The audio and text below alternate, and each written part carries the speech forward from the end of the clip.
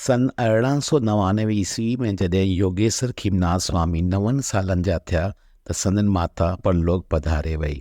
माता ऐं पिता जे स्वर्गवास थियण ऐं बेसहारा थियण ते योगेश्वर खीमनाथ स्वामी तमामु घणो व्याकुल रहण लॻा।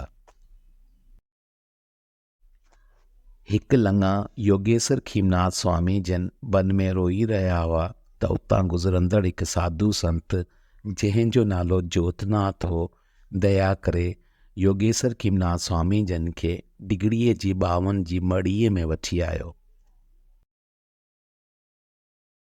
साईं जोतनाथ खे जॾहिं योगेश्वर खीमनाथ स्वामी जी हक़ीक़त जो पतो पियो त उन्हनि ते तमामु घणो महिरबान थिया।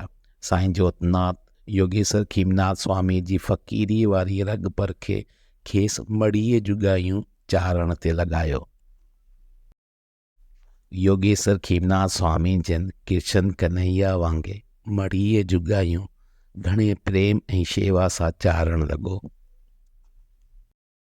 1904 ईस्वीअ में थर में तमामु घणी बरसाति पई ऐं सॼो थर सरसब्ज़ ऐं शादाब बणिजी वियो ऐं हर तरफ़ मेघ मल्हार थी वई ऐं मालवंद माण्हू तमामु घणो ख़ुशि थिया।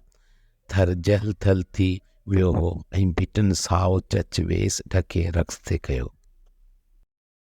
सिंध में रवाज आहे त जॾहिं थर में मींहुं वसंदो आहे ऐं सॼो सहरा साओ बणिबो आहे तॾहिं सिंध जा मालवंद माण्हू पंहिंजो माल काए थर वेंदा आहिनि। योगेश्वर खीमनाथ स्वामी जन साईं जोतनाथ साहिब जी आज्ञा सां गायूं वठी थर ॾे रवानो थियो।